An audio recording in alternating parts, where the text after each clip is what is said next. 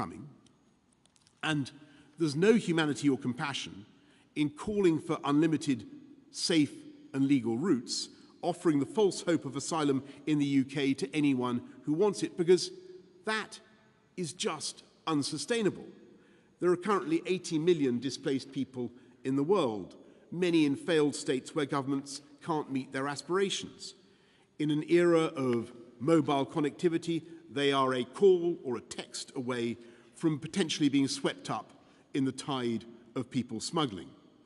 The answer cannot be for the UK to become the haven for all of them. That's a call for open borders by the back door, a political argument masquerading as a humanitarian policy. Those in favour of this approach should be honest about it and argue for it openly. We reject it, as the British people have consistently rejected it at the ballot box, in favour of controlled immigration.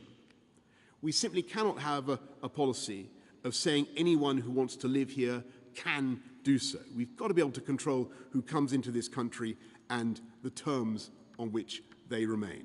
And we must do this in the spirit of our history of providing refuge. And in that way, we can more than play our part in offering sanctuary to thousands fleeing persecution. But then, of course, other countries must play their part too.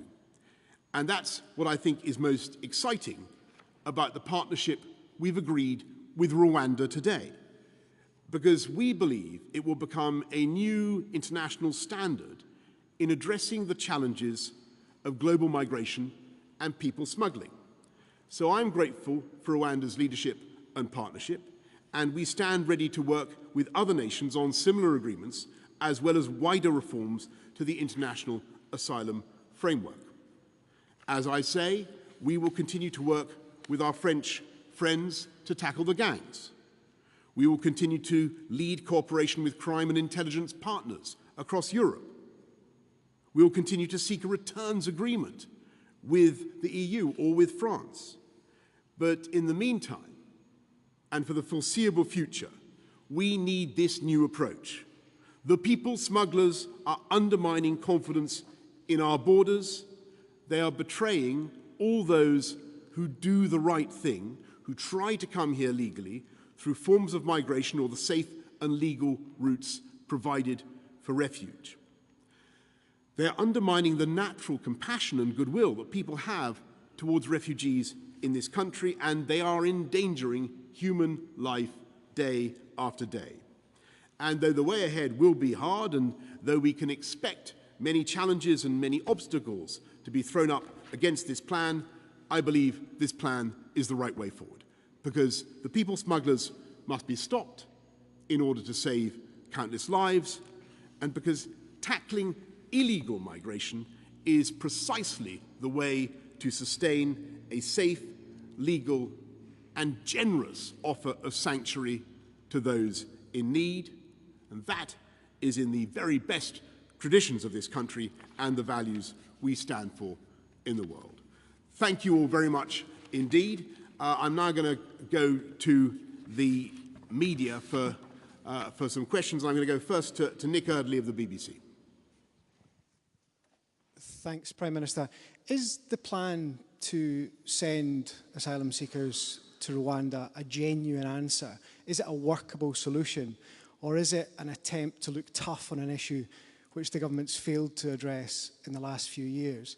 And if I can ask about the fine you received earlier this week, do you still think you have the moral authority to govern? What would you say to the people watching at home who think that you have been guilty of hypocrisy for not following the rules you told them they must follow? And what would you say to the MPs who think you lied to them?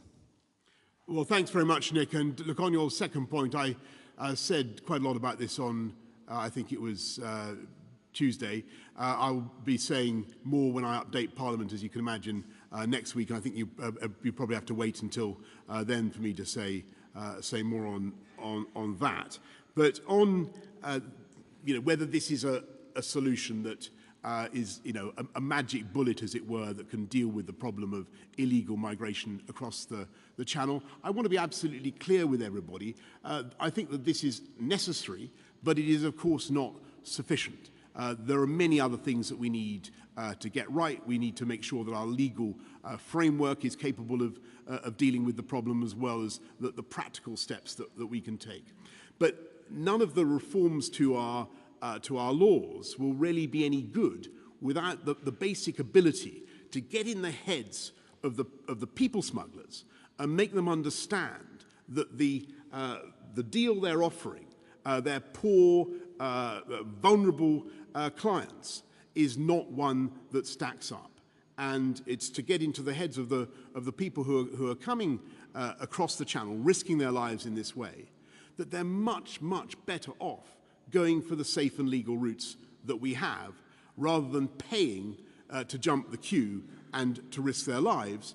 Because if they go that way, if they come across the channel illegally in these vessels, then they risk, as I've explained, ending up not in the UK but in Rwanda. And that is something that I believe will, over time, prove a very considerable deterrent. But there are several things that you've got to get right in addition to that policy, not least the legal framework. Because I've got no doubt at all that this will be challenged, and there will be a long way to go.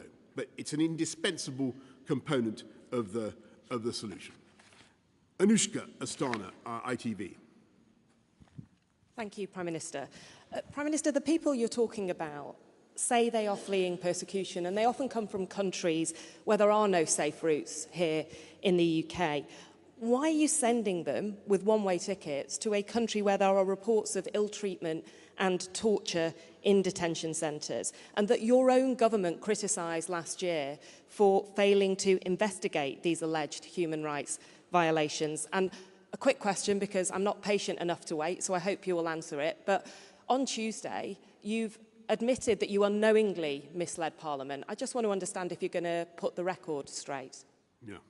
Thanks. So on the second point, again, Anushka, forgive me, you're going to have to wait until I come to Parliament. Of course, I will set the record straight in any way that I can. But on the your point about safe and legal routes, I just think it's crucial for people to understand that the UK is very, very generous, and we should be proud as a country of what we do to welcome people. 185,000 just in the last few years. And it's not just the people who came under op pitting from Afghanistan. We're opening our arms to more. What we're doing with the Ukrainian scheme is two uncapped systems of looking after people coming from Ukraine. This is a country that is built on successful immigration by safe and legal routes. But what we're trying to do is to buttress that, to shore it up in people's imaginations, to make sure that people believe in it and trust our immigration system by cracking down on the illegal approach and on the people smuggling. And I just want to say something about Rwanda, because I think there's a risk of stereotyping here. And Rwanda is totally transformed over the last few decades. It's a very, very different country from what it was. And we are making sure that we have a very, very high degree of confidence about the way people will be received in Rwanda. We're today publishing a long memorandum of understanding between the UK and Rwanda about how they will be received and treated. And this is not something that we have put together overnight. This has been 9 months in preparation. So I would just urge people, not to think in a blinkered way about Rwanda. There will be, I think that this is the prototype of a solution to the problems of global migration flows that is likely to be adopted by other countries. I know that there are other European countries that are already in similar discussions, not just with Rwanda, but others. Billions of people are going to be moving across the face of the planet. We need sensible partnerships to address those flows. Theo Usherwood of LBC.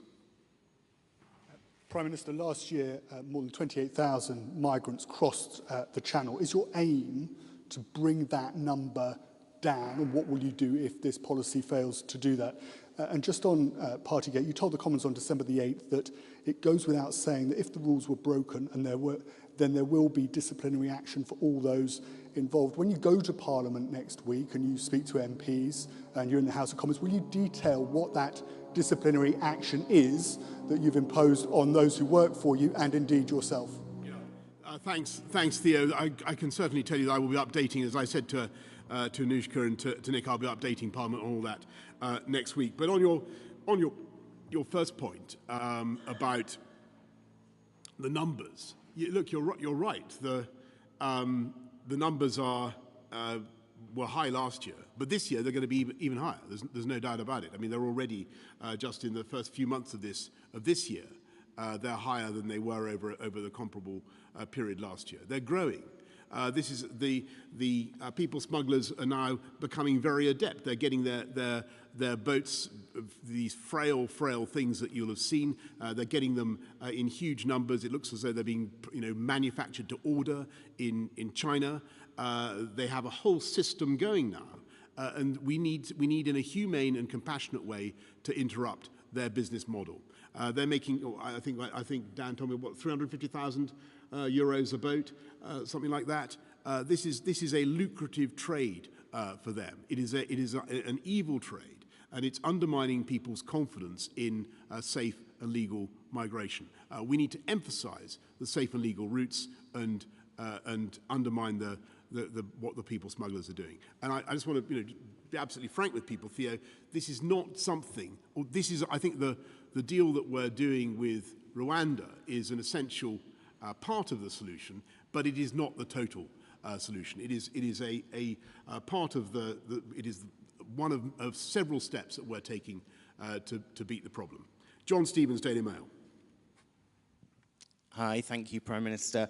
Can I just clarify, is it your aim to bring the numbers crossing the channel illegally eventually down to zero? And on your relationship with Rishi Sunak, is he in danger of being moved as Chancellor, or can you say today that he's got that job for as long as he wants it? Yeah, sorry. So yes to the second, and yes to, I think, to the first. Obviously, we do want to make sure that I'd like to get it down to zero.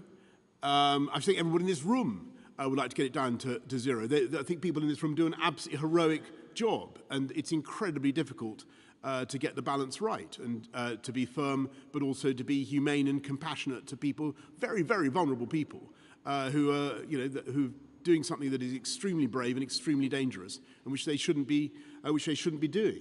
What we want to show people is that this is not only dangerous, but also likely to end in failure for you, that you're taking the wrong step, that there is a better solution, and you should wait and go via the safe and legal route and not fall victim to the people smugglers. That's what we're trying to do. Aubrey Allegretti from The Guardian. Thank you, Prime Minister. On top of the concerns about the human rights record of Rwanda, where people who will be fleeing to the UK might obviously be sent because they're facing persecution at home, there's also a cost element. One estimate puts it at £2 million per person per year, and a Conservative MP, Andrew Mitchell, has suggested it would be cheaper to put people up at the Ritz instead. So are you comfortable with the cost element of the plan? And on the party situation you faced, why do we have to wait another week? Can you tell us whether or not you're going to rule out resigning, whether you faced 1, 2, 3 or more fines? Thank you. Okay, so Aubrey, second question, I redirect you to what I said earlier on. I'm afraid that that won't give you any particular surprise. I said quite a lot about this on earlier in the week. I think I should wait till Parliament gets back to update Parliament fully. And on your point about cost, look, what's happening already? The asylum system is already costing this country £1.5 billion a year. The hotel costs are now £5 million a day. You talk about the Ritz. They're now £5 million a day, and it's climbing. And unless we can beat the business model of the gangs, I'm afraid it will continue to climb. And what we need to put in place is the deterrent system that will change their minds, make them see that they've made the wrong deal and that there's a better path for them if they really want to come to the UK. And that's what we're doing today. Last question to Jonathan Riley of The Sun. Prime Minister, can you guarantee to the British people that under your premiership there will be no more small boats? And secondly, the Home Secretary is in Kigali today. Would she not be better off being in Paris, speaking to the French officials there and prioritising a bilateral deal with France to stop this? And are you confident that post-French elections that deal will be struck? Thank you. Look, I think that's really, Jonathan. I think that is the most important issue that you've touched on, and I think it's the issue that's uppermost in everybody's minds because who studied this problem. And so, can I guarantee that we're going to get rid of the small boats problem? No, obviously not. I think that what we can hope to do is to demolish the business model and greatly to deter those who come here. But to say that we're going to get down to zero anytime soon is unlikely. And what we're proposing today is, I think, certainly a radical plan, but it will take a while to come fully and properly into effect. But I just want to say on France and on Paris, Priti and many other ministers have been continually in Paris over the last couple of years, trying to negotiate a returns agreement, trying to sort this problem out. And it has been disappointing and frustrating that we've been unable to do that. The French say it needs to be done at an EU level. That hasn't been negotiable either. In my view, and the view of many people who studied this, there is more that could be done to intercept people at the French side. There is more that could be done on the beaches in France and now in Belgium as well. But we're not here to try to find fault with anybody else today. Today is about the UK coming up with its own solution in the absence of a proper agreement with France. And that's what we're doing, and we'll continue to work with. I mean, a lot of the cooperation with the French is excellent. We just think it could go further, and there's more to do. I think that'd be probably a fair summary of it. But in the meantime, before we get that, what we need to do is have a more radical solution that enables us, as the UK, to offer our own package and to undermine the business case of the people traffickers, and that's what we're doing. That's the purpose of this whole package: the military primacy, the new reception centres, and the new migration and economic partnership deal with Rwanda. That's what we're trying to do. I'm not going to pretend it will work overnight, but I do believe that in time this is the best way forward. It is the morally right thing to do. It's the humane and the compassionate thing to do as well, because we cannot have people continuing to die at sea, paying huge sums to evil people traffickers who are simply exploiting their hopes and their ambitions. We need to encourage them to take the safe and legal route if they want to come to this country. Thank you all very much. Thank you. Thank you.